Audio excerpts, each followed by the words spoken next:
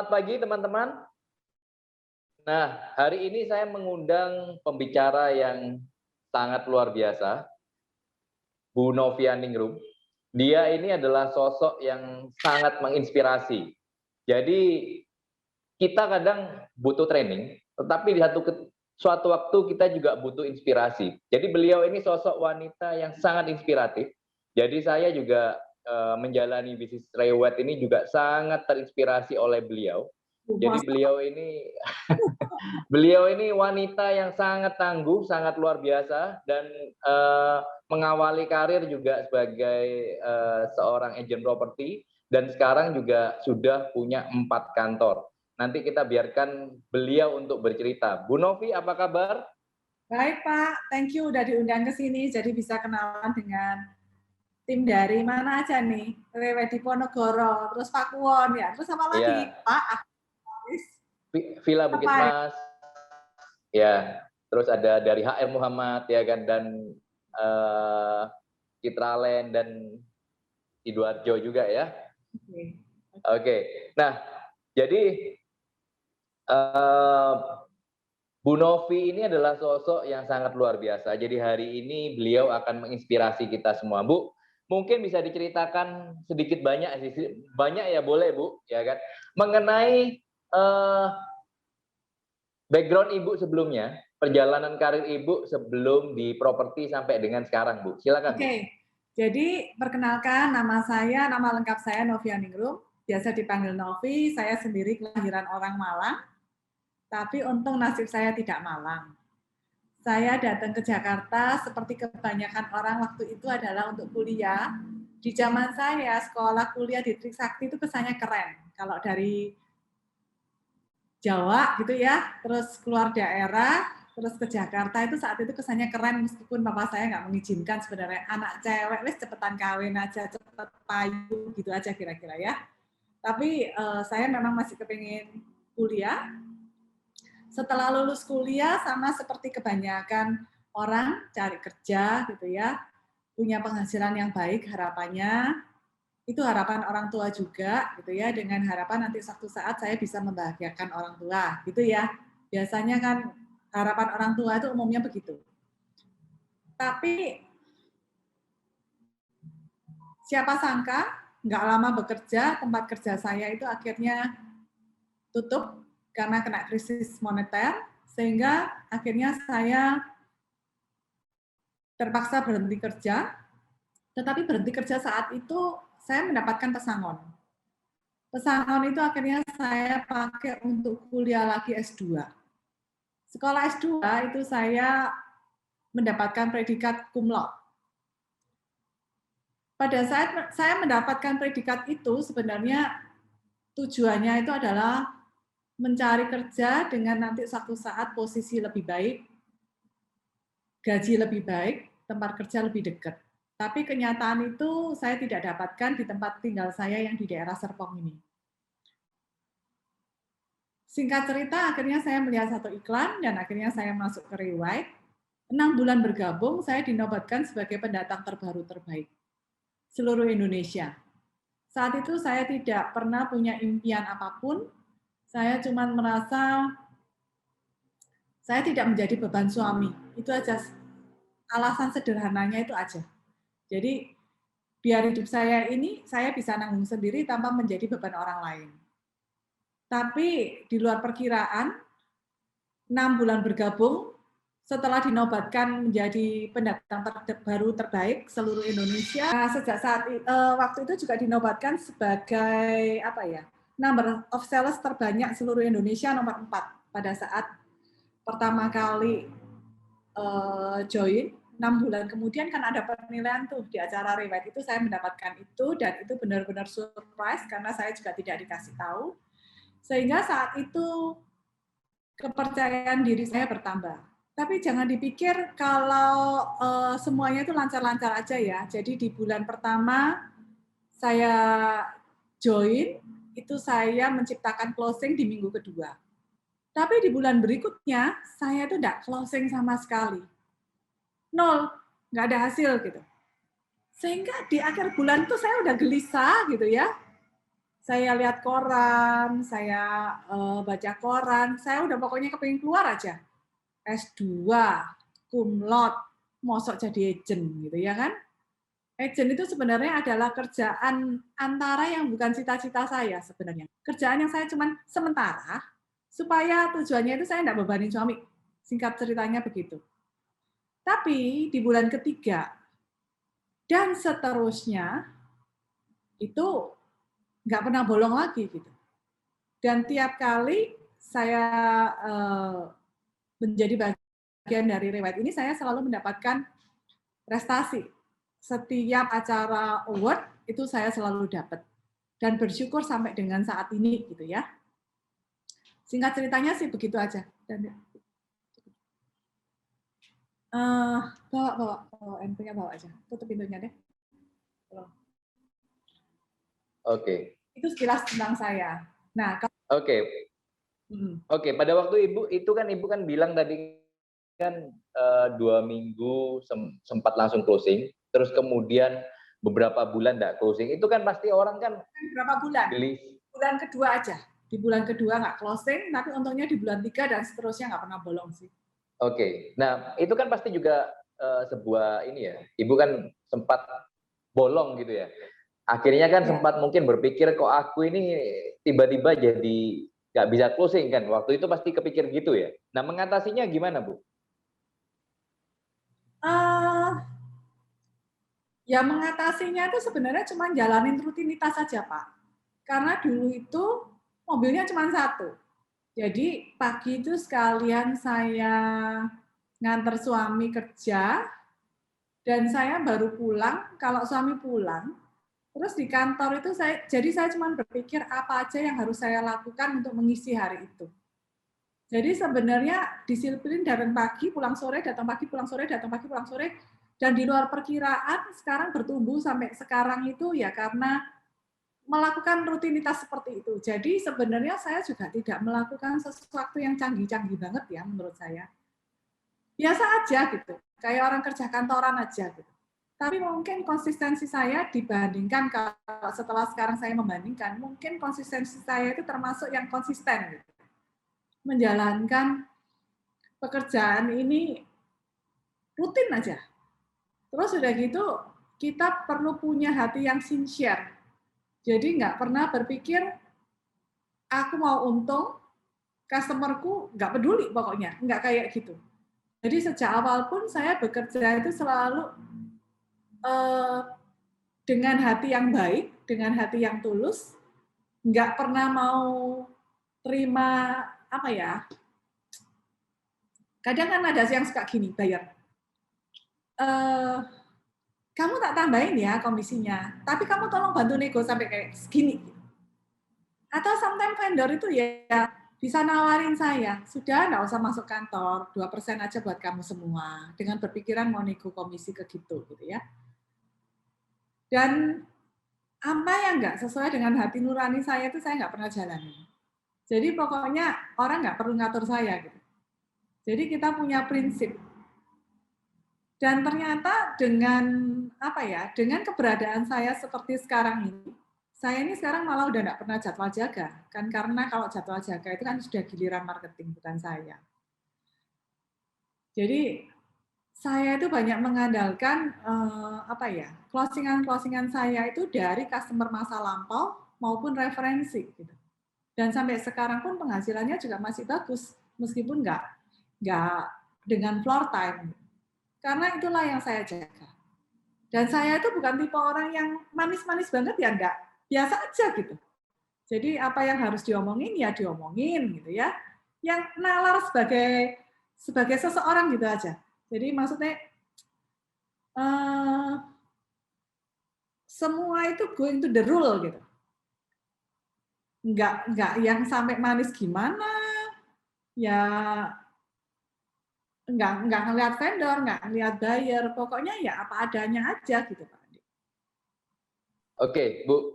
Kapan hari itu saya kan juga mendengar Ibu kan awal itu kan sebagai agent properti masuk di Rewet Karawaci, betul ya? Terus kemudian saya dengar juga bahwa akhirnya Rewet Karawaci itu Ibu beli. Nah itu ceritanya gimana Bu Novi? Sebenarnya ini saya nggak pengen cerita, tapi kalau ditanya ya saya jawab gitu ya.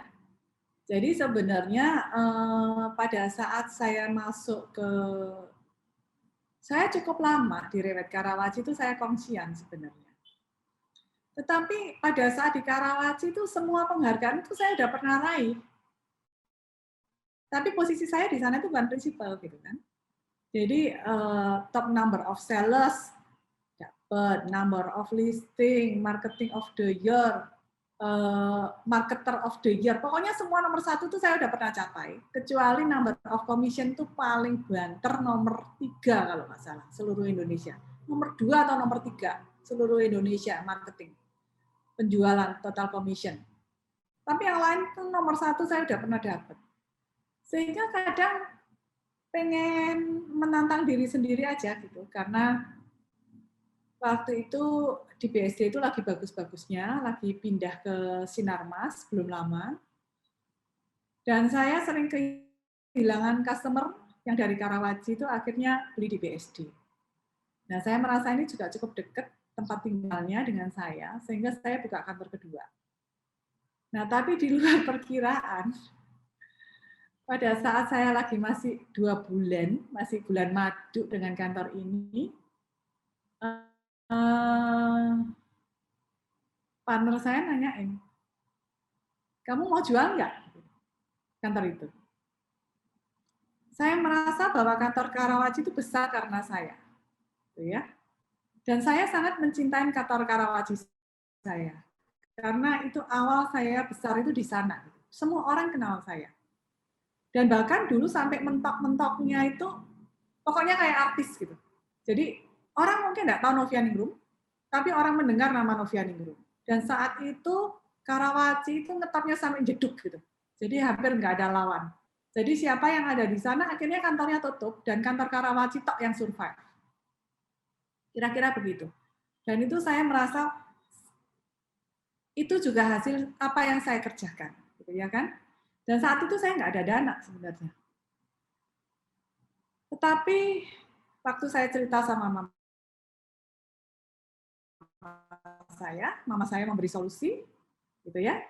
Jadi akhirnya waktu itu penawarannya, kamu mau beli atau aku yang beli? Gitu. Dan dia tahu bahwa saya tidak dalam kondisi berlebih saat itu. Nggak ada, memang nggak ada uang yang baru buka kantor ini. Tapi di luar perkiraan itu kondisi itu dibalik. Gitu ya. Sehingga akhirnya saya berhasil membeli tempat itu. Dan akhirnya saya berhasil membesarkan 2 kantor dengan sangat baik. Sehingga waktu saya buka kantor ini, dinobatkan sebagai Office of the Year sama Pak Boyke, sama grup Riwayat Indonesia ya. Office of the Year, saya juga nggak tahu reasonnya, karena biasanya kalau namanya Office of the Year itu adalah office yang biasanya nomor 1 dan dapat Office of the Year. Selalu gandengannya begitu. Tapi saat itu saya bukan nomor 1 padahal. Saya tanya, kok bisa saya dapat gitu ya? Ya reasonnya karena masalahnya kamu bisa menjalankan 2 kantor dengan sukses. Saat itu sih gitu sih ceritanya. Jadi kalau kantor Golden ini sebenarnya saya, tetapi kalau kantor ketiga, keempat itu sebenarnya bukan karena saya memikirkan saya mau tambah besar, saya mau tambah kaya kayak gitu. Tapi saya berpikirnya adalah saya melihat suami saya udah sekian lama bekerja, saya cuma melihat bahwa akhirannya itu atasannya itu seperti apa gitu mentoknya. Terus saya juga adik-adik saya itu juga yang join dengan saya adalah top marketing dan top kantor, tapi top secara nasional. Saya cuma mau memberikan kesempatan pada adik saya. Itu sih singkat ceritanya. Jadi Oke. sendiri. Jadi Bu Novi ini sangat inspiratif sekali. Jadi mulai dari seorang karyawan, krisis moneter, perusahaannya tutup, terus kemudian sekolah lagi jadi agent, terus kemudian akhirnya punya 2 kantor properti pada waktu itu. Nah, terus kemudian nggak berhenti sampai situ teman-teman. Jadi dari hasil properti ini, beliau ini akhirnya berhasil narik suaminya. ya kan? Berhasil narik dua adiknya untuk sama-sama kerja dengan beliau dan akhirnya dari hasil-hasil usaha properti ini akhirnya beli rumah yang luar biasa ya Bu ya. Bisa melihat golf ya. Itu ceritanya kira-kira gimana Bu Novi? Silakan Bu Novi. Tanya Pak Boyke, kamu belum pernah ke rumahku? Belum belum.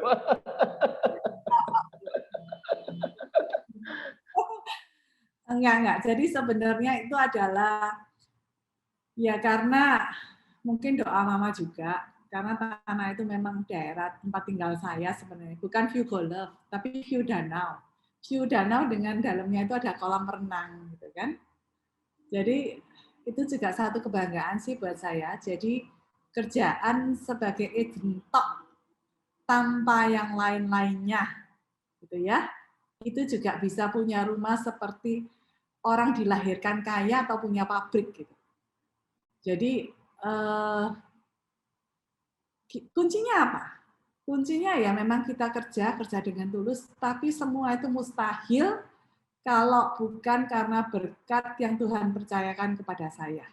Jadi bukan, saya tidak bilang saya hebat, karena saya merasa banyak orang yang juga bekerjanya itu juga sama kerasnya gitu ya.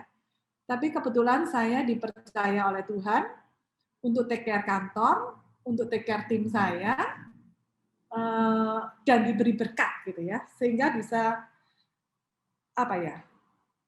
Bisa mungkin sebagian orang bilang ini menjadi inspirasi buat orang lain. Tapi kepercayaan itulah yang tetap saya jaga sampai dengan sekarang, gitu ya. Bukan cuma sebagai wanita karir, tapi saya juga berusaha memberi contoh, meskipun tidak semuanya sempurna dan seindah yang terlihat, gitu ya. Saya juga berusaha menjadi ibu yang baik, saya juga berupaya menjadi istri yang baik, karena buat saya nggak sempurna gitu hidup kalau misalnya kita itu apa ya sukses secara material tapi secara rumah tangganya itu not okay gitu. Paling enggak apa ya bisa menjadi teladan juga bahwa kita perlu menyeimbangkan semuanya itu menurut saya baru keren.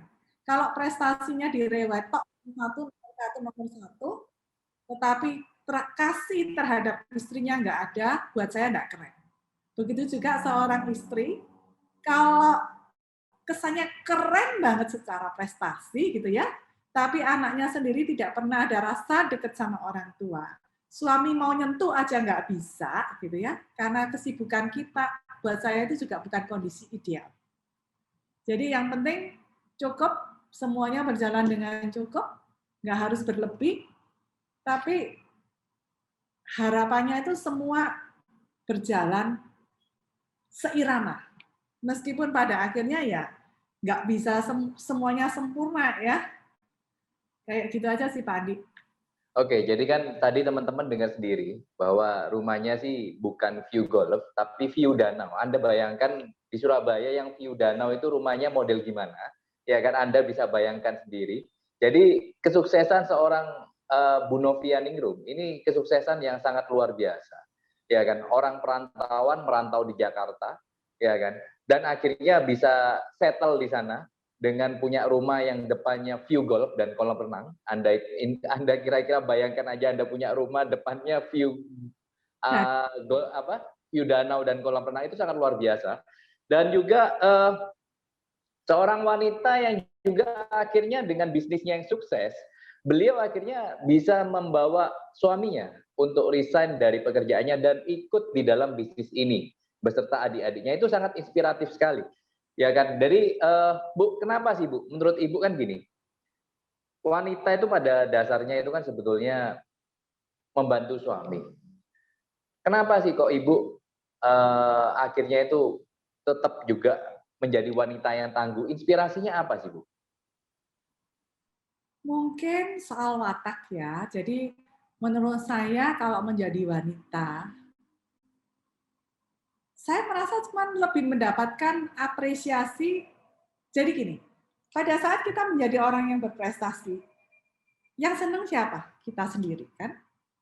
Kita sendiri akan lebih senang terhadap diri kita sendiri, kita akan lebih bangga terhadap diri kita sendiri. Nanti kalau misalnya reuni nggak malu gitu ya kan, karena keren gitu, maksudnya punya prestasi. Terus yang kedua, saya cuma merasakan mungkin akan beda gitu ya. Kalau pada saat saya sebagai wanita berprestasi, saya merasa saya mendapatkan apa ya? Suami saya mendapatkan saya itu saya merasa lebih bangga juga. Begitu juga apresiasi mertua terhadap saya itu juga beda, nggak bisa dipungkirin. Jadi kita itu hidup dengan kebanggaan terhadap diri kita, gitu. Meskipun kita tahu bahwa semua itu datangnya dari berkat Tuhan, tapi tanpa upaya juga mustahil kan? Dan menurut saya batasan seorang sukses itu bukan cuma karena mungkin dibandingkan dengan banyak wanita sukses yang lain, saya termasuk kecil lah, tidak ada apa-apanya. Kantor aja mau bangga, Pak Andi punya 7 gitu kan. Tapi paling tidak kita berupaya yang terbaik yang kita bisa dengan kapasitas kita.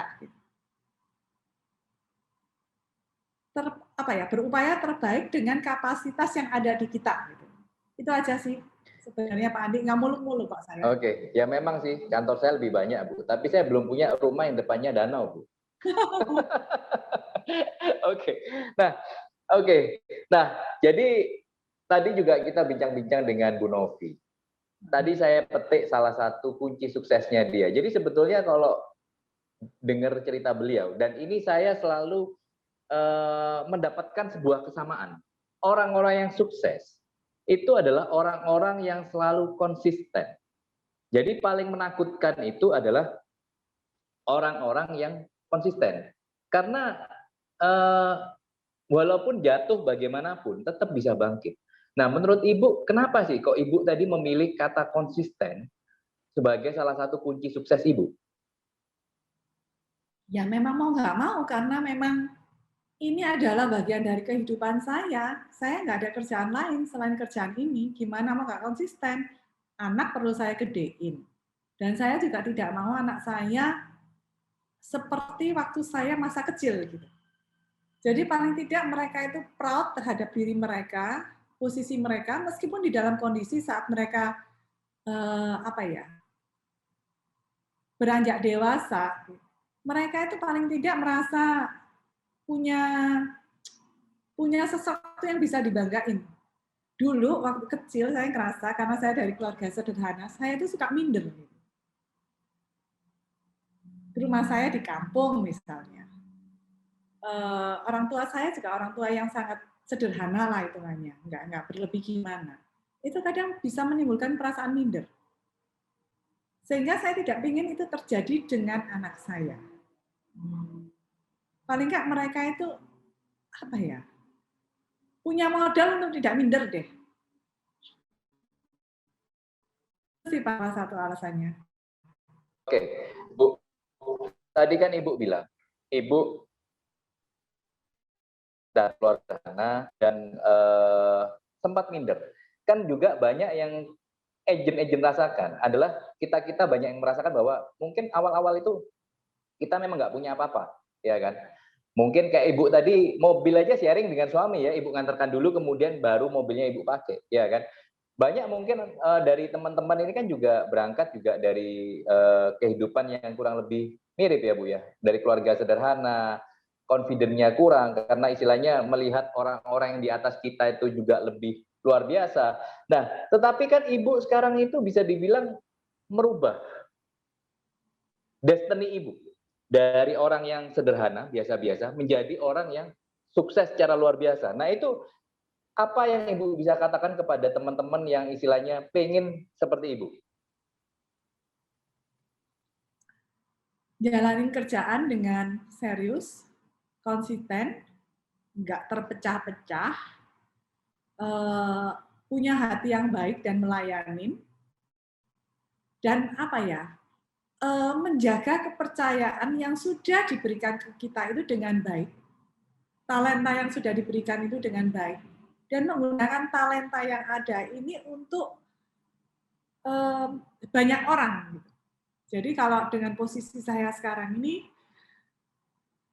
saya itu ibaratnya role model gitu. Jadi apa yang saya lakukan itu akan dilakukan oleh tim saya.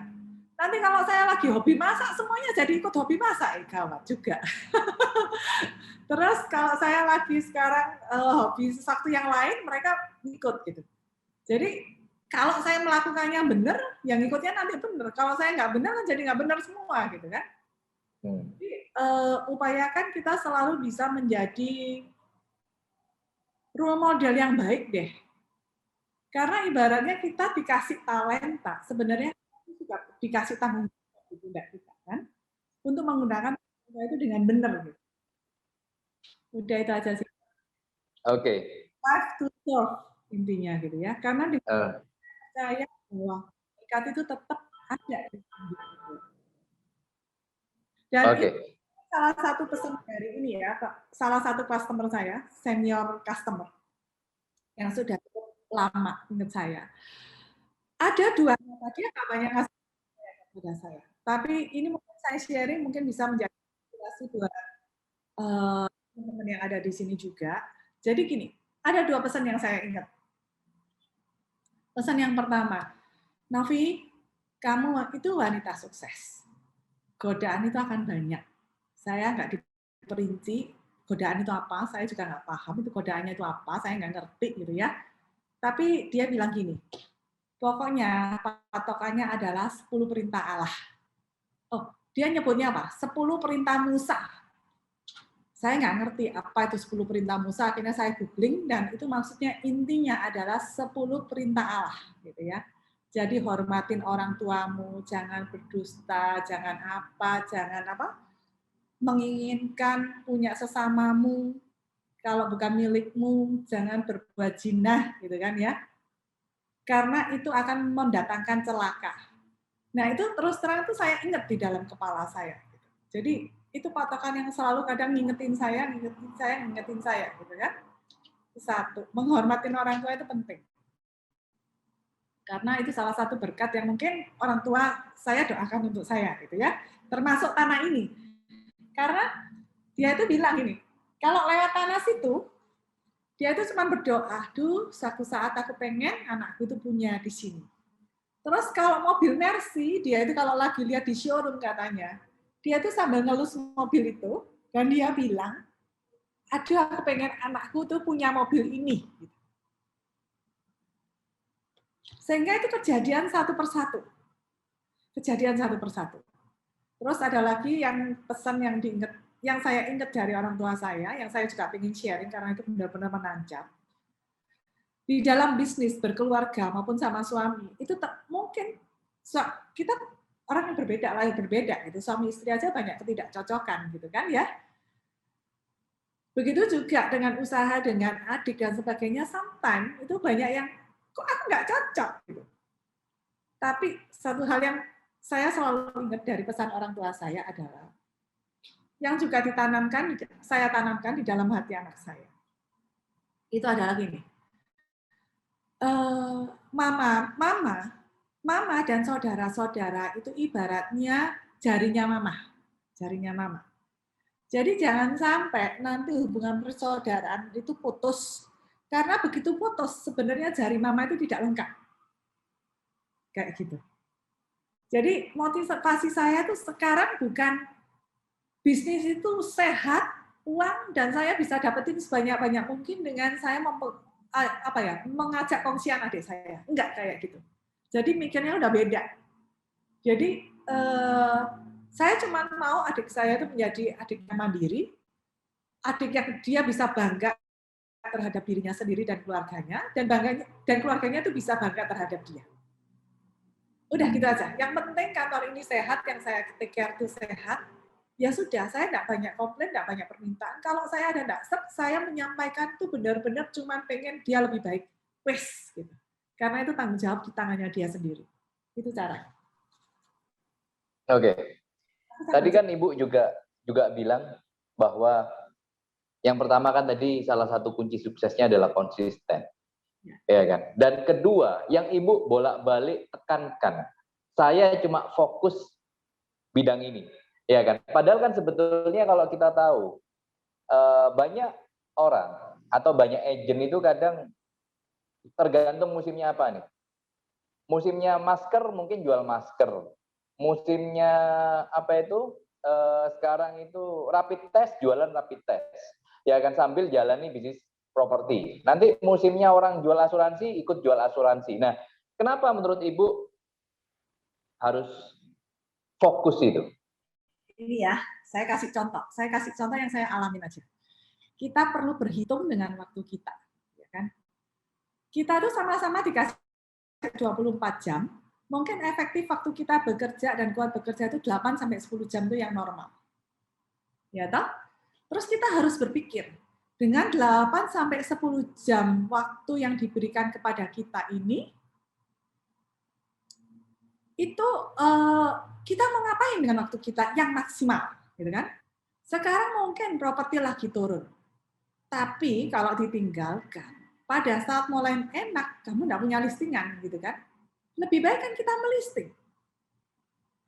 Melisting itu kita jual satu properti, nggak usah muluk-muluk deh, 1 M aja. Dapat 30 juta. Bagi sama kantor dan sebagainya, potong royalti, pajak, dan sebagainya. Mungkin kalau 3% ya, karena saya berusaha ngajarin marketing saya untuk 3% gitu ya. Bukan 2%, tapi 3%. Itu sebenarnya kita dapat mungkin sekitar bawa pulang tuh 12-13 juta. 12-13 juta itu kalau kamu mau jualan masker mau berapa banyak, gitu kan? Mau berapa banyak? Sekarang asuransi. Asuransi menurut saya itu adalah kebutuhan secondary. Primary itu tetap adalah rumah, makan, sandang, pangan, papan, gitu kan? Jadi poinnya itu. Kalau makan aja orang nggak bisa, boro-boro mau ngomong asuransi. Jadi waktu kita untuk akhirnya habis untuk coba-coba. Ngapain coba-coba? Karena begitu coba-coba itu kita mau mulai momentum baru kan. Lebih baik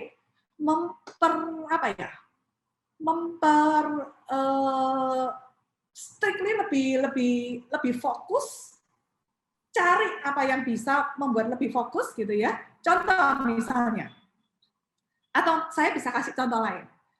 Saya ngopenin keluarga saya dengan cara saya itu sering masak sendiri. Karena buat saya masak itu satu keahlian. Kalian kalau mau lihat IG saya boleh tuh, Novia.ningrum, boleh follow saya. Karena di sana itu malah tersajinya makanan gitu, foto makanan. Karena di sana sebenarnya saya belajar bagaimana cara memasak yang enak, bagaimana nanti suatu saat anak saya tuh punya kesan namanya bisa masak dan itu akan diturunkan. Jadi kebiasaan yang baik itu akan menurun kepada anaknya. Itu pandangan saya. Begitu juga bagaimana hubungan suami dan istri itu akan menjadi apa yang dilihat oleh anak saya, itu yang mungkin dia akan tiru terhadap keluarganya kelak. Itu menurut saya. Gitu ya. Jadi, sekarang bayangin, saya masak itu hanya untuk keluarga saya tok. Karena saya menghitung, kalau saya lagi mau jualan brownies, berapa waktu yang saya investkan? Berapa orang bersedia membayar brownies saya? Atau misalnya kemarin bisa dilihat di IG saya lihatin ya sebentar ya. Mau lihat nggak? Penasaran nggak? Lihat. Tolong dijawab. Ya boleh Bu. Ya, ayo.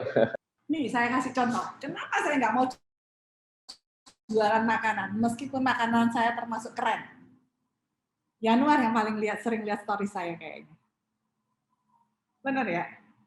Contoh. Nih, lihat nggak? Kelihatan nggak? Kelihatan Bu, kelihatan.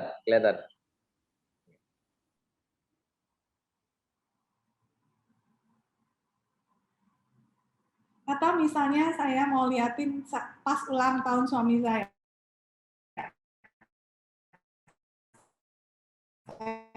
Masak.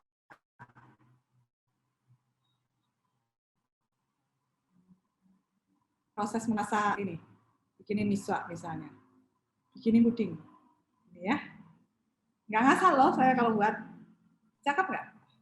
Ini bisa jadi inspirasi kalian juga untuk memasak. Atau misalnya saya buat kue tart kayak gini.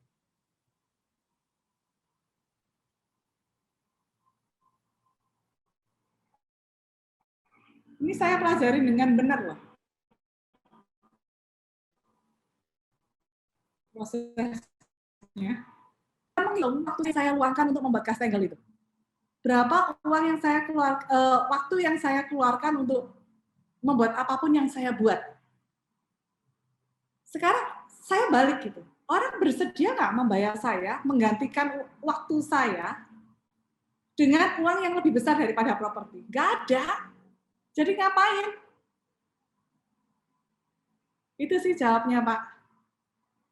Oke, jadi ini sebuah pembelajaran bagi teman-teman, ya kan? Jadi kan sebetulnya kadang kita itu oportunis.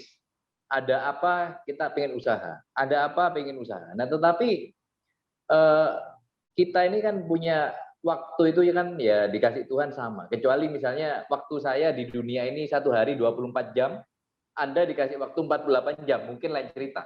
Tetapi kalau sama-sama ya istilahnya buat apa istilahnya nggak fokus. Lebih baik kita fokus aja ke bisnis kita sendiri. Nah, tadi teman-teman kan juga ngeliat tuh.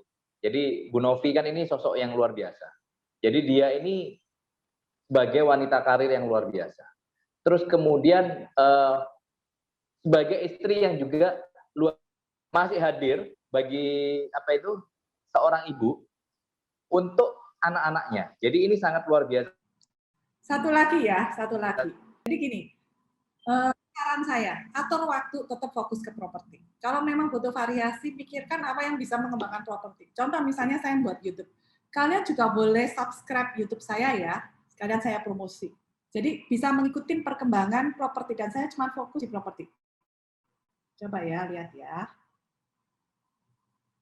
Ini misalnya, ini channel YouTube saya, Novia Ningrum. Ya, kamu boleh subscribe.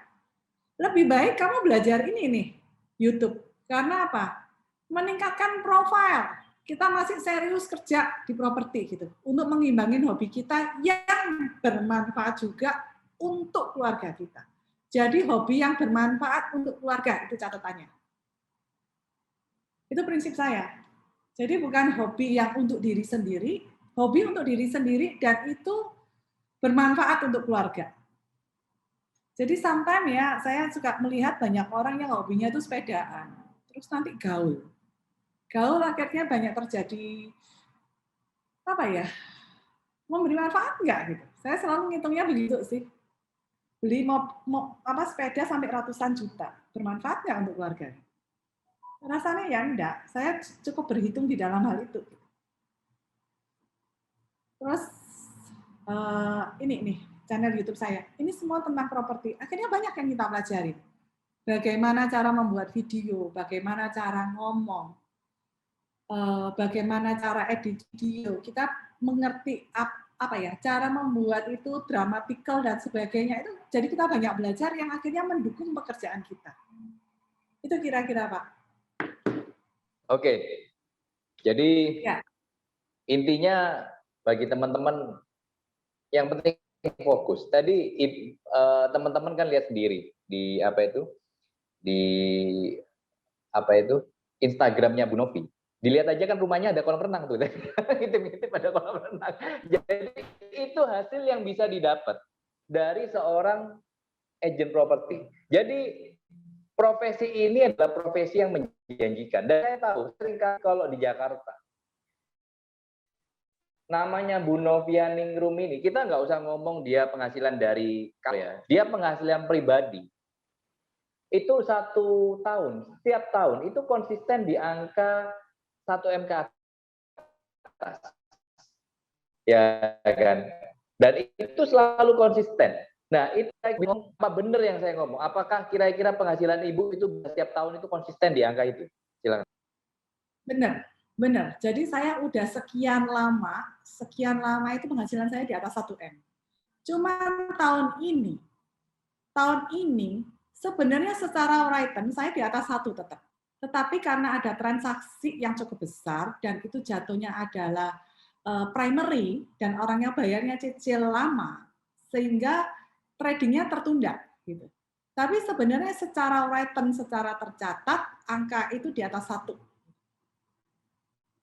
Karena itu sudah menjadi bagian dari gaya hidup. Gimana kalau dikasih penghasilan dikit ya nggak cocok dengan biaya hidup yang sudah menjadi keseharian gitu kan? Kan banyak agent itu kan yang berpikir gini, kok mimpi penghasilan 1 tahun 1 M? Ngejar 200 juta grosscom atau 100 juta grosscom aja masih diangan-angan. Nah itu kira-kira apa kuncinya? Kok bisa kira-kira konsisten di angka 1 M lebih itu kira-kira apa sih Bu? Kok bisa konsisten di angka itu? Itu sebenarnya kan berjalan dengan perlahan ya. Jadi penghasilan saya awalnya kan nggak segitu. Jadi mungkin awal adalah 150, 250, 400, 600, 700. Dulu anggapannya pernah 1 M dan sebagainya. Kalau udah pernah 1 M, masuk melorot lagi kan gitu kan. Sebenarnya soal kepuasan hati aja sih Pak. Dan lagi kebutuhan juga ada, karena masalahnya mama saya, banyak yang masih semuanya itu menjadi tanggungan saya gitu loh. Jadi ya gak cukup nih, cuma 150, 200 juta grosscom itu ya gimana? Gak cukup lah. Oke. Jadi memang karena ada kebutuhan ya Bu ya, di mana Ibu jadi tulang punggung ya. Jadi nggak cuma untuk keluarga Ibu sendiri, tapi juga untuk mama, ya kan? Kira-kira seperti itu. Iya Pak, Oke. gitu. Nah, tapi kan bisa 1 M ini kan Ibu kan bermain secondary. Bisa 1 M itu kira-kira 1 bulan Ibu jual berapa sih? Atau memang Ibu main harganya yang memang premium atau bagaimana? Gini, kembali saya itu kan semua by the process. Tapi menurut saya itu bukan karena kehebatan saya. Itu semua karena kemurahan Tuhan sih Pak. Sekarang siapa pernah nyangka kenal satu orang, ternyata dia beli properti sama saya, dan runtutannya itu masih ada beberapa. Atau mungkin siapa sih yang pernah nyangka punya tetangga gitu ya, yang kebetulan karena kenal saya masuk di dalam satu arisan, akhirnya titip properti sama saya dan itu nilainya belasan M. Jadi udahlah itu semua di luar pemikiran saya sih. Jadi apa yang terjadi sampai dengan hari ini pun itu saya terkagum-kagum bukan karena karya saya ya, karena berkat Tuhan yang begitu menyayangi saya gitu. Bahkan kalau dilihat mungkin Pak Andi kalau mengikuti sejarahnya, kantor saya ini beberapa kali bedol desa loh. Beberapa kali gitu kan. Tapi ya bangkit lagi gitu. Nah, sekarang kalau kayak gitu, kalau orang biasa malah kadang yang marketing yang udah keluar pun kadang dengan watak mereka, Bu Novi kira-kira gila nggak ya? Kok untungnya nggak gila gitu kan, tapi membuat saya lebih kuat aja. Lebih, sekarang masa bodoh cobaan karepmu, wis gitu aja sekarang. Saya belum nyoba lah, nggak tahu. Jadi sekarang kalau ada yang mau apa, karepmu cobaan gitu aja wis. Jadi tenang hidup saya. Oke. Jadi memang saya tahu memang sejarah Ibu yang jatuh bangun di dalam mendirikan kantor. Jadi ini wanita yang sangat luar biasa. Jadi beberapa kali Bu Novi ini bedol desa itu artinya ditinggalkan marketing. Maksudnya katakanlah Bu Novi punya 30, ditinggalkan 20.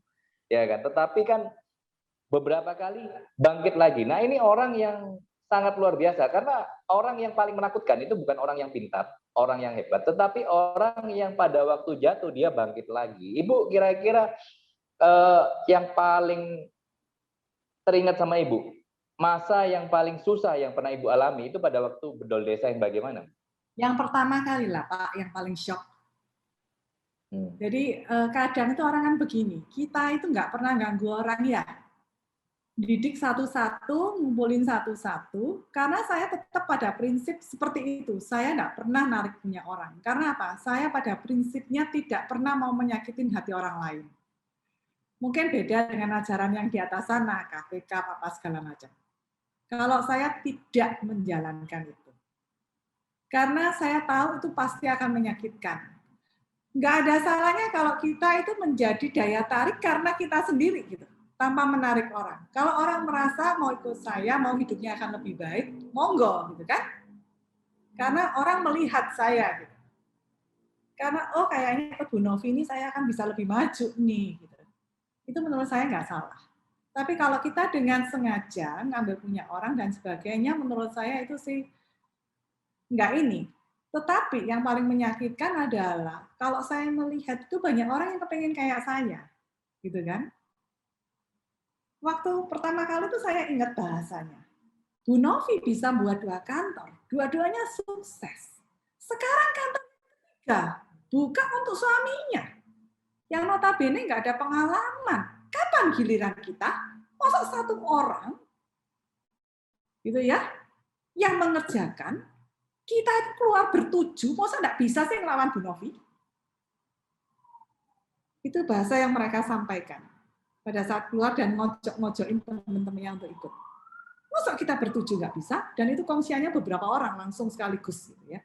Dan itu beberapa kali seperti itu. Masa saya nggak bisa, gitu ya. Tapi kok bersyukur apapun yang terjadi itu saya masih di dalam lindungannya. Intinya gitu. Jadi dan saya itu apa ya?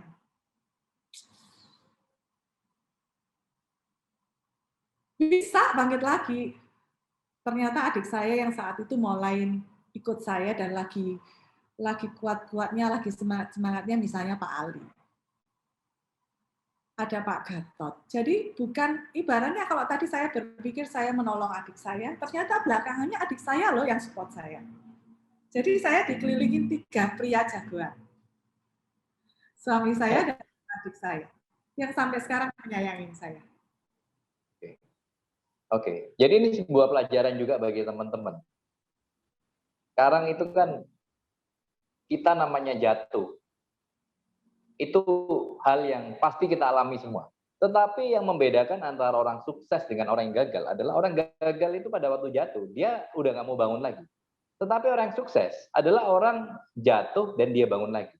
Dan itu beberapa kali, ya kan? Nggak mungkin dong namanya orang sukses itu nggak pernah jatuh, itu nonsens. Pasti pernah, ya kan? Oke. Sekarang mungkin saya buka pertanyaan kepada teman-teman yang ingin bertanya sama Bu Novi. Ya kan, saya buka kesempatan, silakan. Rega mungkin bisa dibuka kesempatan ini, teman-teman bisa di-unmute suaranya dan bisa bertanya kepada Bu Novi. Ini orang yang luar biasa, hebat jalankan kantor, jago jualan properti sebagai agent, ya kan. Juga sosok wanita yang sangat tangguh. Oke, silakan dari teman-teman mau bertanya pada Bu Novi. Pak Yanuar dari juga saya mungkin. dulu, Pak. Oke, silakan. Sahabatku, gimana sahabat? Baik-baik, Bu Novi. Bu, saya mau tanya. Mungkin saya belum sempat menanyakan ini waktu saya ketemu Ibu. Saat 7 orang tadi yang Ibu ceritakan, mereka merasa bisa melawan Ibu yang sendirian. Saat mereka sudah memutuskan keluar waktu itu berdodesa, apa yang hal pertama yang muncul di pikirannya Ibu untuk Ibu bisa bangkit lagi? Itu yang belum saya sempat tanyakan, Bu. Terima kasih. Waktu itu sempat admin saya dan sebagainya itu resah karena kantor itu ditinggalkan begitu banyak orang, gitu ya.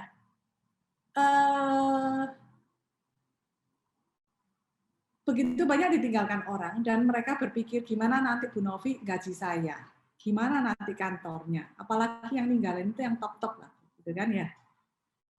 Tapi saya cuma memberikan kepedean kepada mereka, kamu nggak usah khawatir.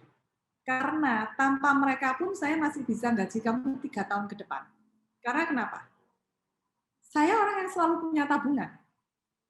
Karena saya biasa hidup hemat. Maksudnya saya bisa menikmati hidup, tapi saya juga bisa mengatur keuangan saya. Jadi saya cuma meyakinkan itu dan saya bilangnya begini, kamu ikut saya pada saat kantor ini tidak ada apa-apanya. Pada saat 0, database nggak ada, semua nggak ada apa-apanya. Kantor pun masih sewa. Ini kantor sudah punya saya, gedungnya sudah punya saya. Saya punya tabungan yang paling tidak 3 tahun ke depan kamu nggak usah mikir saya masih bisa gaji kamu. Dan saya masih bisa bangkit lagi. Karena ini bukan berarti saat ini 0 ditinggalkan orang itu 0. 0 di awal dengan sekarang itu beda. Karena apa? Saya sudah punya nama, saya sudah punya kantor, saya punya database, sehingga tidak benar-benar 0 gitu. Dan saya meninggalkan nama baik. Karena ibaratnya riwayat Karawaci itu sama dengan Novi. Gitu. Kantor itu adalah ibarat dengan saya gitu. Jadi penting bahwa kita tetap bisa dominan gitu ya. Jadi orang tetap mengenal kita. Gitu. Kita memang orang yang kompeten, jadi nggak takut. Gitu. Nggak mau mulai nol banget kok.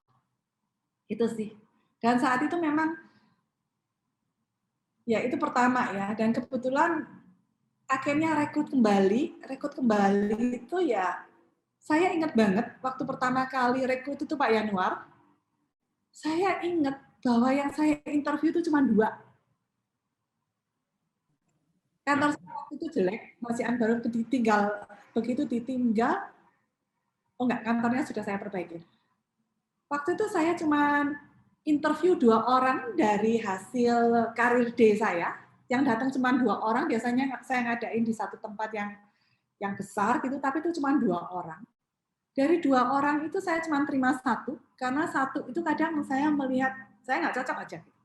Karena saya tiap kali mau terima orang itu saya juga sambil doa.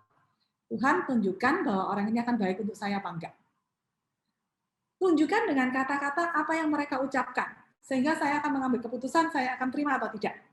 Itu tiap kali yang saya ucapkan di dalam hati pada saat saya menginterview orang. Dan ternyata saya terima orang baik. 1. Tetapi orang baik ini ternyata membawa banyak orang ke kantor saya, sehingga bangkit lagi. Nah, kalau kayak gitu apa ceritanya? Ya udah berkat lah. Meskipun orang yang akhirnya ngajak ini, akhirnya keluar juga karena diajak teman-temannya yang lain, kembali. Sampai orang tuh punya ambisi. Jadi, sampai orang merasa bahwa kalau belum punya kantor, belum jadi prinsipal, rasanya belum jadi pengusaha. Sampai merasa sebagai marketing itu masih belum cukup membanggakan, gitu ya. Sehingga seringkali buat sendiri nggak pede gitu. Sehingga biasanya keluarnya itu rombongan. Kayak gitu sih. Oke, jadi berarti memang saat pertama kali mereka bersama 7 itu keluar semua, berarti Ibu masih tetap istilahnya punya kepercayaan diri yang tinggi bahwa saya bisa, with or without them, Ibu tetap bisa. Memang Novi ini memang luar biasa sekali teman-teman, bahwa memang prinsip serta tekadnya Bu Novi ini betul-betul kalau kita bicara Wonder Woman, ini Wonder Woman, betul ya Pak Andi ya? Ini Wonder Woman beneran ini. Betul. Jadi kayak cerita ini ya, cerita apa itu? Marvel ya. Jadi yang keluar itu kan rombongan. Jadi kayak Marvel ya, grup Marvel lawan Bu Novi sendiri, Thanos ya, tapi tetap menangan Thanosnya. Kira-kira teman-teman mau bertanya? Bermanfaat nggak sih ngomong jadi sebetulnya ya kadang kita kan juga butuh inspirasi. Oke, tadi yang satu hal lagi. Jadi kan tadi kan teman-teman cuma inget kan masalah rumahnya dia. Tetapi kan tadi Bu Novi juga bilang rukonya juga sudah punya sendiri loh, ya kan? Jadi ini hasil usaha, maksudnya dari bisnis properti ini itu akhirnya bisa ya sebetulnya nggak kalah sih, asal teman-teman fokus ya. Jadi nggak toleh kanan, toleh kiri, kan kira-kira seperti itu. Oke. Satu hal lagi yang saya mungkin mau bisa mungkin menjadi inspirasi teman-teman. Biasakan hidup sederhana, upayakan jangan gaya-gayaan gitu ya. Gunakan uangmu itu untuk invest properti. Jadi semampu mungkin duitnya dipakai untuk invest properti, karena hari ini amit-amit gitu ya. Kalaupun misalnya bisnis saya nggak berjalan pun, saya tidak kekurangan. Karena saya hidup dari sewa-sewa properti saya. Jadi, saya punya beberapa properti yang saya bisa sewakan, yang penghasilannya, kalaupun nanti suatu saat saya sudah nggak kerja pun, saya bisa hidup dengan uang sewa itu. Jadi sometimes ya, kalau ada yang ngikutin IG saya, gitu ya, saya tuh sepeda itu cuma Polygon. Terus ada teman saya yang menghina saya gitu. Sepeda kok Polygon, Brompton kek gitu. Saya cuma jawab ke teman itu. Aku merasa aku nggak perlu Brompton. Brompton 150 juta mending tak isi buat apartemen pula gitu. Atau misalnya sometimes kalau saya lagi pergi sama teman-teman wanita saya gitu ya, teman-teman sesama agent yang sukses yang kadang bisa dapat hadiah dari developer, mereka itu bisa tenteng tas ini itu Chanel, bisa tenteng tas ini itu LV atau Gucci gitu. Kalau saya minggir tuh. Yang penting saya punya 1-2 biji aja, saya minggir, saya cari makanan aja. Semahal-mahalnya makanan tetap murah. Meskipun di luar negeri, ngapain? Satu tas 85 juta gitu. So what? Orang lebih baik lihat mobil yang saya pakai ataupun rumah yang saya tempatin lah. Yang penting badan saya bagus. Jadi kelihatan keren. Tapi kan sebetulnya kan banyak wanita kalau sudah sukses tuh, pengennya kan nenteng-nenteng itu kan yang gitu-gitu, terus kemudian segala sesuatunya pengen yang merek ya kan. Memang sih kalau sekelas ibu naik Polygon mungkin juga bakal dikece juga di Surabaya, karena Surabaya semuanya pakai Brompton, Bu. Nah, ini gimana sih, Bu? Maksudnya kan ini kan sesuatu yang beda gitu loh. Ini, Ya kan. saya itu masalahnya gini, untungnya saya itu kan nggak ikut klub ya.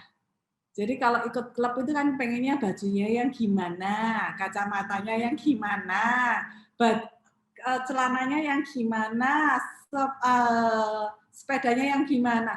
Lawang saya itu loh, sepedaan itu tujuannya cuma olahraga.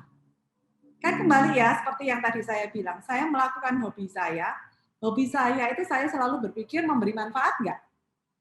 Kalau modalnya kegedean, aku emoh. Gitu. Aku emoh.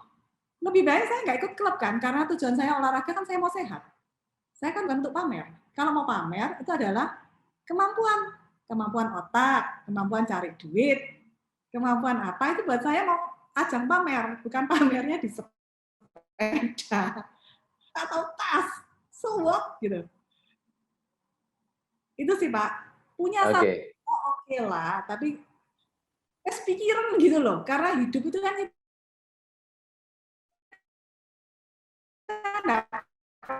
nggak tahu sampai kayak apa, ngapain.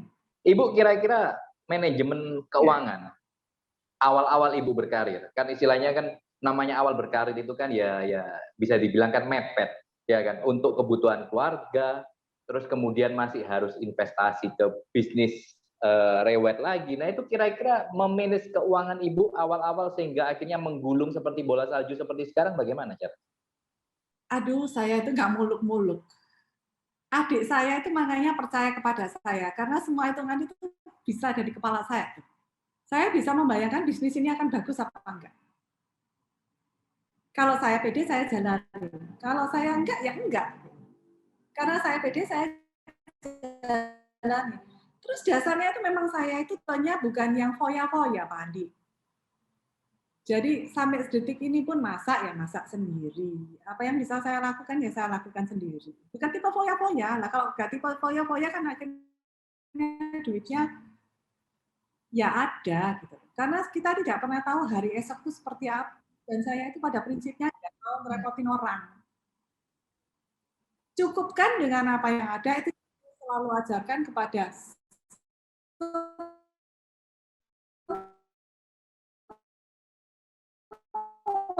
orang yang bersama. Oh, jam tangan keren, beli jam tangan keren. Akhirnya ngerepotin orang. Buat apa?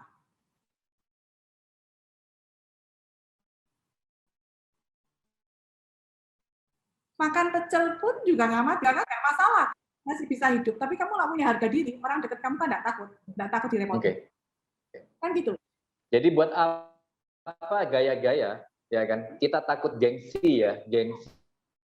Nanti orang lihat saya kok istilahnya seperti gini ya kan. Yang penting kan ya hidup sederhana aja ya kan istilahnya kita nggak ngerepotin dia ya kan. Buat apa kita harus gaya-gaya, intinya kan begitu ya Bu ya, hidup sederhana aja. Ya saya jawab dengan pede kayak gitu, ngapain tak ya dipakai lah, ngapain juga gitu. Sekarang mau jam tangan saya ini murah. Orang bisa beli apa tuh yang paling mahal? Richard Mille, Patek Philippe, Rolex. Rolex. 150 juta. Sekaya apapun saya juga nggak akan beli, biarin aja. Oke. Nggak perlu kan, cuma buat lihat jam. Tapi kan banyak marketing itu kan kadang begini, Bu. Habis dia, Ibu tahu nggak di Surabaya ini sekarang lagi gila-gilaan. BL bisa 15-20 juta. BLT-nya doang, Bu. BLT itu apa?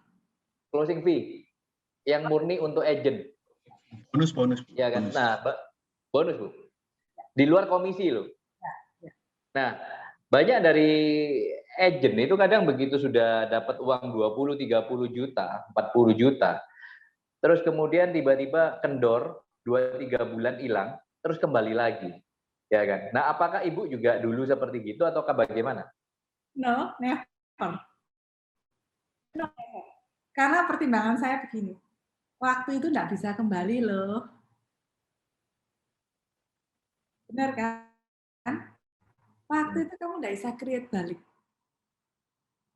Kesalahan bisa diperbaiki, tapi waktu nggak bisa dibalikin.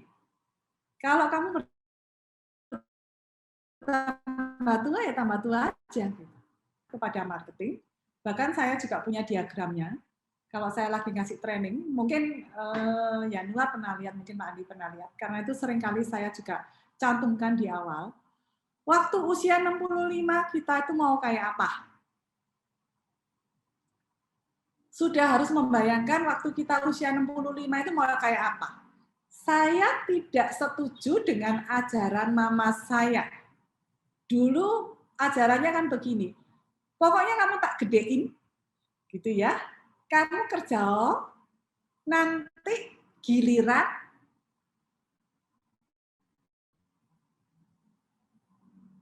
take care mama. Ajarannya begitu. Kalau saya mau ajaran kayak gitu. Lebih baik kita kerja dan cukup terhadap diri sendiri. Karena kenapa? Bayangin ya, saya punya marketing yang karena mamanya sakit kanker, akhirnya sampai kehilangan mobil. Harus jual mobilnya, apa enggak sama sama anaknya. Atau saya tidak pernah tahu nasib anak saya nanti. Apakah dia akan berkecukupan seperti saya atau tidak? Saya juga tidak tahu. Apakah dia akan mendapatkan suami yang baik? Saya juga tidak tahu. Semuanya itu misteri, gitu kan? Nah, pada saat anak saya belum tentu enak, mosok saya masih dibebanin saya lagi sakit saya, apa saya dan sebagainya, apa enggak enak? Apa enggak nanti malah saya tetap doain cepat mati aja? Kan enggak enak. Ya lebih baik kita bisa take care diri kita dari sekarang. Kita berusaha mikirin hari tua kita seperti apa, meskipun kita tidak pernah tahu ke depannya itu seperti apa. Itu sih, Pak. Jadi itu prinsip yang Bu Novi ya, teman-teman. Jadi kita ini kan umur 65 jangan sampai membebani anak-anak kita ya. Sebisa mungkin kita ini bisa mandiri, bisa menghidupi diri sendiri. Kalau sakit ya nggak ngerepoti, ya kan. Nah itu prinsipnya sukses dari Bu Novi ya. Oke, dari teman-teman ada yang mau bertanya kepada Bu Novi? Silakan. Kayaknya semua ini pada terinspirasi oleh Bu Novi, mendengar ceritanya Bu Novi ini pada mikir semua, Pak. Kayaknya saya harus jadi kayak Bu Novi kayaknya. Jadi nggak sempat mau bertanya apa kayaknya. Ya ini kan tadi kan Bu Novi kan buka satu-satu, jadi nggak cuma rumah yang depannya danau, kantornya juga sudah punya sendiri. Terus tadi dibuka lagi kan punya beberapa properti rental. Nah jadi kan itulah hasil dari usaha properti. Jadi ya ini supaya ini menjadikan inspirasi bagi teman-teman bahwa sebetulnya Anda ada di tempat yang tepat untuk Anda bisa mengembangkan karir Anda di sini. Oke, ada lagi pertanyaan? Bosan deh, Pak. Oke, Bu, mungkin kata-kata terakhir sebelum mungkin kita akhiri, Bu. Ibu Novi juga mungkin sudah ada kegiatan lain. Silakan, Bu, untuk teman-teman.